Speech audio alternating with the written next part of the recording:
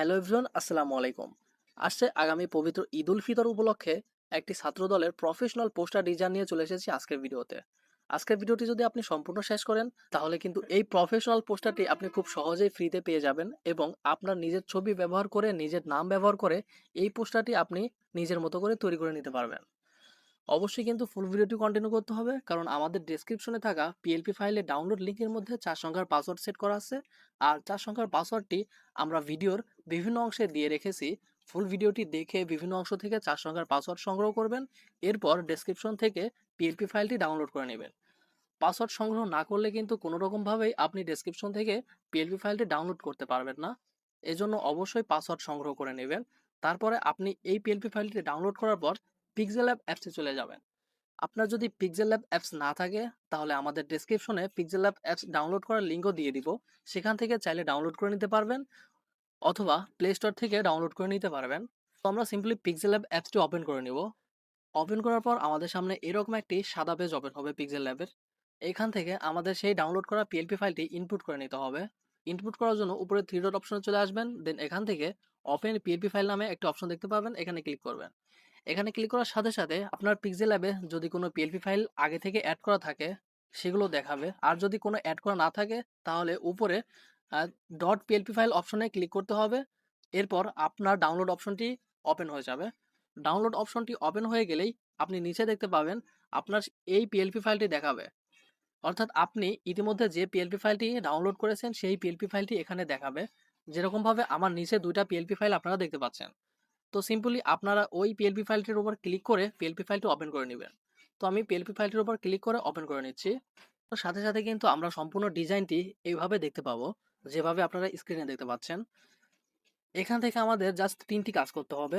আমার নিজের যে ছবিটা ব্যবহার করেছি সেই ছবিটা আপনি কেটে দিয়ে আপনার ছবি ব্যবহার করবেন। আমার নাম কেটে দিয়ে আপনার নাম ব্যবহার করবেন। আমার স্থানীয় নেতার ছবি কেটে দিয়ে আপনার স্থানীয় নেতার ছবি ব্যবহার করবেন। তো শুরুতেই আমি আমার ছবি চেঞ্জ করে আপনাদেরকে দেখাবো। ছবি চেঞ্জ করার জন্য ছবির উপর ক্লিক করে দিবেন। এরপর নিচে যে অপশনটি দেখতে পাচ্ছেন এখানে ক্লিক করবেন। এখান থেকে ফার্স্টের যে অপশনটি রয়েছে, অর্থাৎ রিসিলেক্ট নামে যে অপশনটি রয়েছে এই অপশনটিতে ক্লিক করে দিবেন। তাহলে আপনার গ্যালারি ওপেন হয়ে যাবে। আপনার গ্যালারি থেকে আপনার ব্যাকগ্রাউন্ড রিমুভ করা একটি ছবি এখান থেকে সিলেক্ট করে দেবেন। অবশ্যই আপনি পূর্বে থেকেই আপনার গ্যালারিতে আপনার একটি ব্যাকগ্রাউন্ড রিমুভ করা ছবি সেভ করে নেবেন। দেন ওই ছবিটা এখান থেকে সিলেক্ট করলেই আপনার ব্যাকগ্রাউন্ড রিমুভ করা ছবিটি এখানে চলে আসবে। এরপর আপনি যেকোনো সাইজে রোটেট করে পজিশন মতো বসিয়ে নেবেন।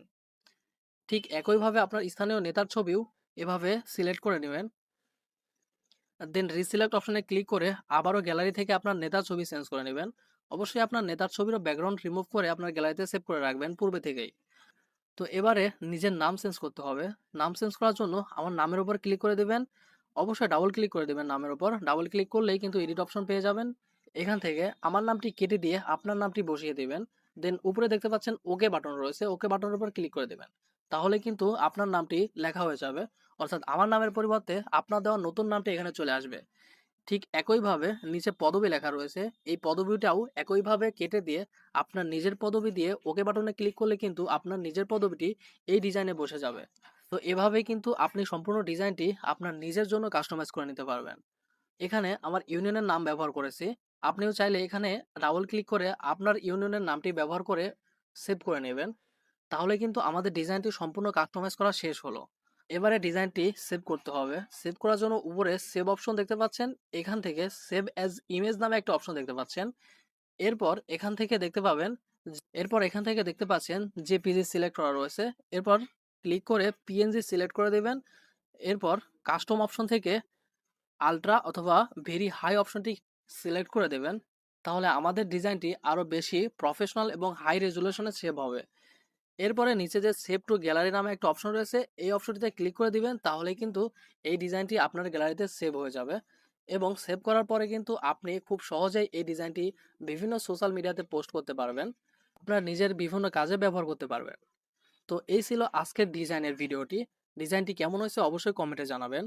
আর পরবর্তী কোন টপিকের ডিজাইন পেতে চান অবশ্যই কমেন্টে জানাবেন। আমাদের চ্যানেলে যদি একদমই নতুন হয়ে থাকেন অবশ্যই আমাদের চ্যানেলটি সাবস্ক্রাইব করে আমাদের সাথেই থাকবেন, যেন এরকম প্রফেশনাল ডিজাইনগুলো আপনারা খুব সহজেই ফ্রিতে পেতে পারেন। তো দেখা হচ্ছে পরবর্তী কোনো ভিডিওতে। আল্লাহ হাফেজ।